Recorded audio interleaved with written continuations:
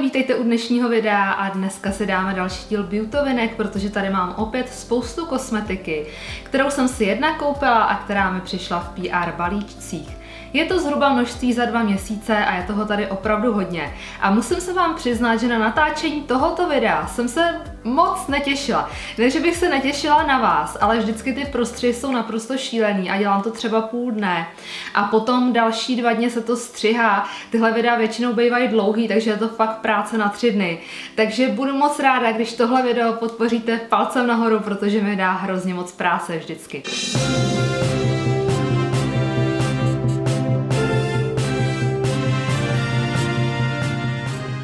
No a jelikož to množství kosmetiky bude opravdu enormní, tak jsem vás chtěla poprosit o radu, protože samozřejmě já si nenechávám všechno, co mi přijde, na to se taky ptáte, tak já toho strašně moc rozdám, posílám do dětského domova, dělám soutěže, jak víte, a chtěla bych se vás zeptat, jestli dneska tady z těch věcí mám udělat soutěž, anebo jsem si myslela, že bych to věnovala do ženských domovů. Tak mi dejte vědět dole v komentářích, čemu byste dali přednost vy. Tak já tady mám první balíček a ten je s kosmetikou, která se jmenuje Gerard Cosmetics. Já si myslím, že ji určitě znáte, je to PR balíček, za který strašně moc děkuju, z Absolute Cosmetics EU. A poslali mi setting spreje, který se jmenují Slay All Day. Jsou naprosto úžasní, já už jsem jeden kokosový vypotřebovala, takže tady mám další 2. A potom naprosto šílený množství, neskutečný, jsou to teda testry, tekutých matných rtěnek, který já taky od nich miluju. Dneska mám zrovna jednu na rtech a je to odstín Coachella, což je takováhle nádherná zářivá růžová. Ale těch odstínů tady je prostě strašně moc, já vám je asi nebudu jednotlivě ukazovat, ale jsou tady i některý překrásný na léto, tak ty jenom rychle zmíním. Třeba Mercury Rising, což je tedy taková zářivá oranžová, anebo Summer Lovin, takováhle krásná růžová, či případně West Coast, a to je taková jakoby žvejkačkově růžová, taky moc hezká na léto. Tyhle rtěnky dobře drží, jsou takový hutnější na rtech, nepřipadá mi, že by nějak vyloženě lezly do vrásy, když se na to kouknu, ale samozřejmě je to tekutá matná rtěnka, takže s tím je potřeba trochu počítat, ale mám je velice ráda, protože jsou krásně pigmentovaný a neřekla bych, že nějak extrémně vysušou. Co jsem si já objednala a z čeho mám obrovskou radost, tak jsou tekutý matný rtěnky od Kylie Cosmetics, když už jsme právě u těch rtěnek, a vzala jsem si odstíny Shady, Junebug a Malibu. Já si myslím, že Shady už jsem vám ukazovala na Instagramu a je to taková šedá rtěnka, šedavo-modrá. Já jsem tím měla hodně teplý oči, udělaný takový do oranžova, do bronzova, což perfektně se hodí. Někdo tam psal, že se to tluče, ale právě naopak tyhle ty rtěnky, které působí mrtvolně, tak vždycky, když spárujete s teplýma očima, tak to vypadá moc hezky a nepůsobíte právě potom tak strašně studeně. Potom Junebug je nádherná zářivá růžovo-fialová a Malibu je taková přirozená nude hnědá. Tu jsem ještě na rtech neměla, jinak tyhle rtěnky já mám hrozně ráda, krásně vonějí, dobře kryjou, nejsou nějak vysušující a opravdu výborně drží. Benefit má nový make-up, něco to tady odráží, oni mi poslali všechny odstíny. Jmenujou se Hello Happy a píšou tady, že to je Soft Blur Foundation Sheer Medium Coverage SPF 15.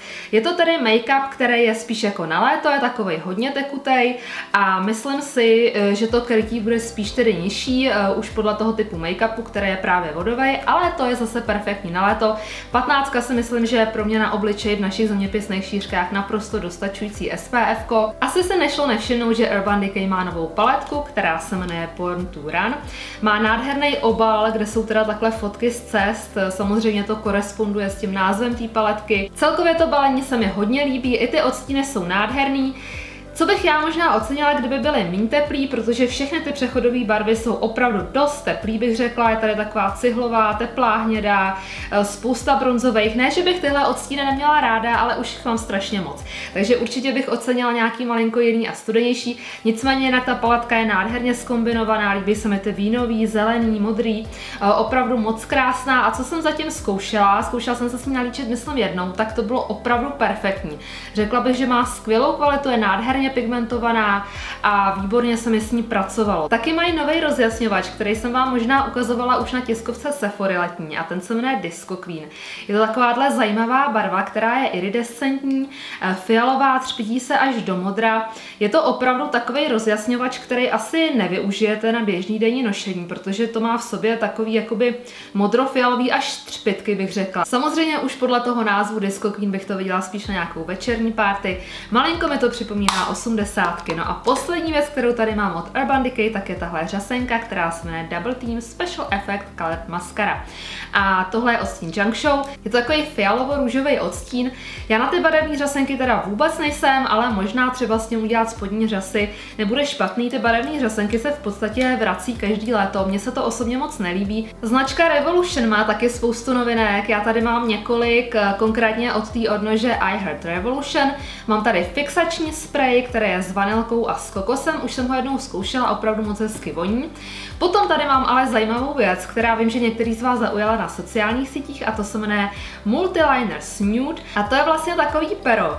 Jestli se pamatujete, co jsme nosili v první, druhé třídě, prostě na prvním stupni, tak to byly takový tušky, které měly několik vlastně barevných tuch a vy jste si je mohli střídat. Tak přesně tímto stylem je vyrobená tahle tuška Narty. Má tady 4 nude odstíny. Potom tady mám 2 dračí rtěnky. To jsou tady rtěnky z Sea Dragons kolekce, oni mají i dračí paletky a tyhle 2 jsou tady takový tmavší, vínová a červená je to a má to potisk nebo embosování, takový jakoby hadí dračí kůže, vypadá to opravdu moc hezky. Malá paletka, která se jmenuje Choc Mint a to jsou tady paletky očních stínů, které jsou takovýhle maličkatý, perfektní úplně na cestování. Já obecně tyhle paletky mám ráda a složení těch stínů je vlastně jiný než v těch velkých. Taky mají takovýhle krásný velký palety rozjasňovačů a bronzerů. Já to takhle otevřu a koukněte na to, je to opravdu nádhera. Připadá mi to trochu inspirovaný bronzery Too Faced, kdy vlastně oni posílali takovýto velký kolo těch čokoládových bronzerů a těchto všech, tak si myslím, že tohle je podobně sestavený. To stejný tady s těmi rozjasňovači, to se jmenuje Highlighter Wardrobe a to vypadá tady takhle, zase je tam spousta odstínů, krásný jsou. Mám tady nálež kosmetiky z Rossmana, jdeme hned na první věc a to je tenhle make-up, který vyhrál cenu čtenáře k časopisu Cosmo Healthy Skin Harmony od Max Factor. Já jsem na něj byla hrozně zvědavá, takže se těším, až ho vyzkouším. Koupila jsem si odstín 55 beige, má to SPF 20 a měl by to být hydratační make-up, což zní tedy velice slibně. Pak jsem si pořídila ještě 2 paletky Revolution. Já vím, asi mě zabijete.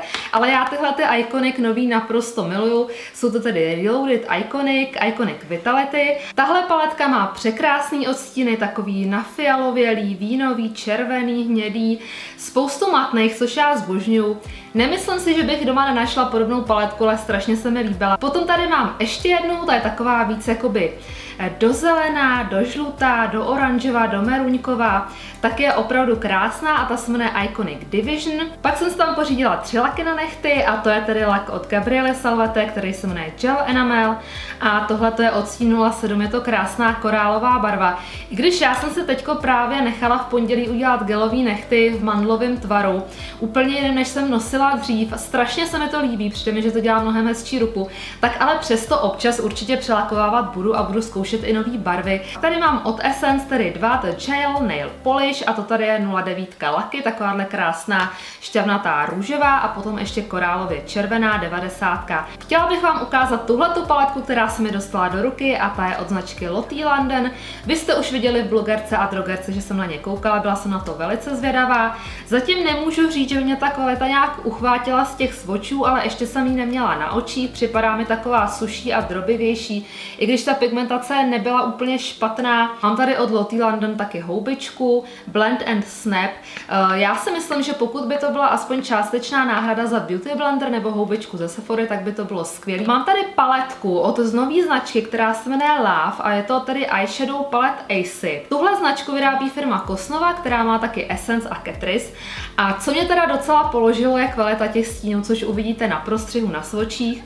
Je to totiž naprostá bomba. No a poslední paletku z Rossmana, kterou tady mám, tak to je od Catrice Galaxy in a Box Holographic Glow Palette a to je tedy paletka rozjasňovačů, která je naprosto překrásná. Tady má takovou tu krémovou část, kterou já teda nepoužívám, ale zase je dobrý, že s ní můžete ten rozjasňovač zintenzivnit. Další novinky z drogérky, který jsem vám ukazovala už asi na stories, a to je tedy tekutý rozjasňovač značky L'Oreal, jmenuje se to Glow barvou Mon Amour. Mám tady 2 odstíny, světlejší se jmenuje Sparkling Love 01 a 2 je teda Loving Peach, ten je takový bronzový.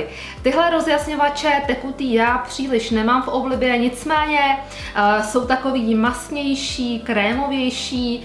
Já spíš tohle míchám do báze na prozáření platě, než úplně samostatně jako rozjasňovač. A tady mám od Maybelline Dream Matte Blush a to je tady odstín 40 Mauve. Je to nádherná krémová tvářenka opravdu dokonalýho odstínu, který mě sedí. Krémový tvářenky taky nepoužívám nějak příliš často, ale zase na léto, když se hodně potíte, tak ty krémové produkty jsou dobrý, protože déle vydrží. Dalším produktem je Maybelline Master Drama Brighten Eyeliner, to tady mám zase 2 odstíny, je to tedy rozjasňující tuška. Tušky od Maybelline jsou perfektní, jsou krásně pigmentovaný a velice krémový. Myslím si, že to bude vypadat hezky jak ve vnitřním koutku, tak na prozáření spodní vodní linky. Taky mají novou řasenku, je to ta z řady Colossal, čili zase zlatý obal, černý nápis a je to The Colossal Big Shot a toto je Daring Black. Řekla bych, že tato řasenka má stejný kartáček jako všechny její kolegyně právě z této řady a je to typ řasenky, které já mám hodně ráda, takže se těším na to, až ji vyzkouším. Předpokládám, že to bude řasenka spíš objemová právě podle toho kartáčku.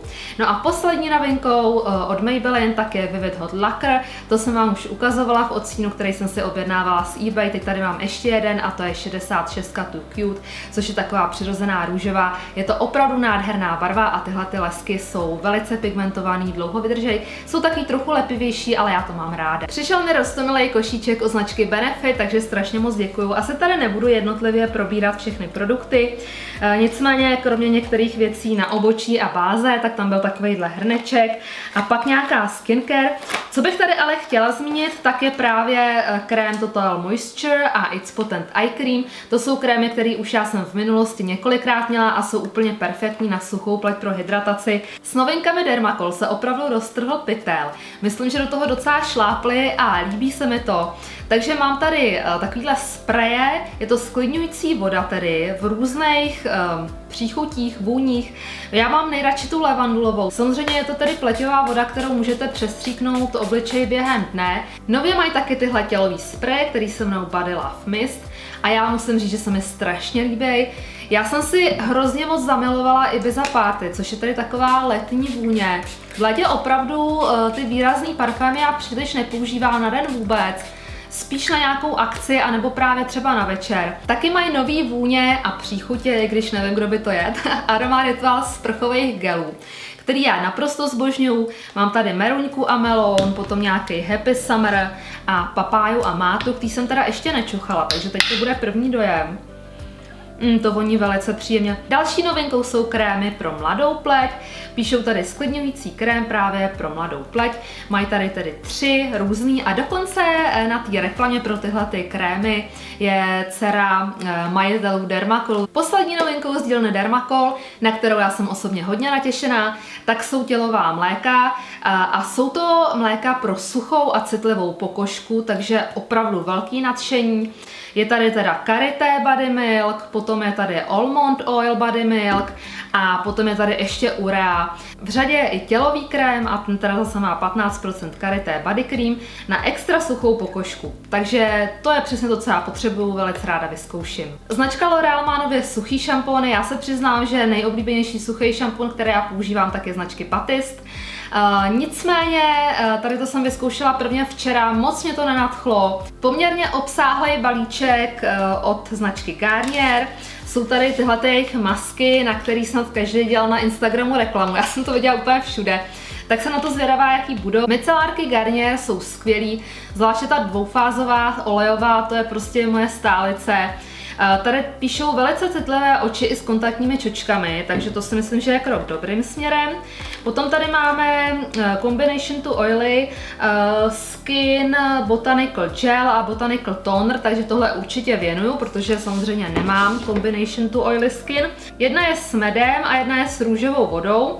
Píšou tady 3 v 1 péče o pleť, denní noční maska, multifunkční vyživující balzám, pro suchou a velmi suchou pleť aplikujte jako krém nebo jako masku. Spoustu novinek má taky NYX, nejsou to ledajaký novinky, ale jsou holografický. Co tady mám já, tak jsou holografické linky, jmenuje se to Holographic Halo, Cream Eyeliner, různý odstíny, stříbrný, zelený, nějaký šedý, fialový, Holographic Halo a píšou tady Finishing Powder.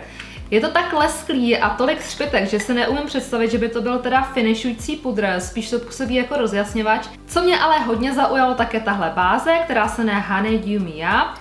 A to vyzkouším moc ráda. Pak tady mám holografický Duochromatic Lesk Narty Shimmer Lip Gloss a toto je odstín Spring It On.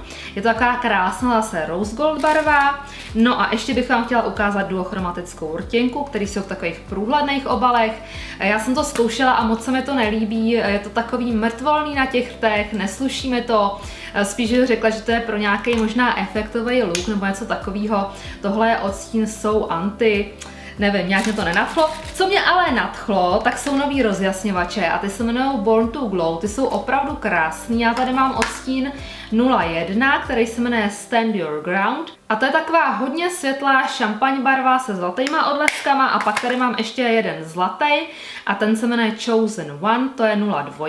A to je právě rozjasňovač, který já mám dneska na líčkách. Vidíte, že teda se leskne opravdu hodně. Já jsem ho dala trochu víc na tu kameru, na běžný den bych samozřejmě malinko ubrala. Přišel mi takovýhle velký balíček ze Sephory a píšou tady Super Ingredients.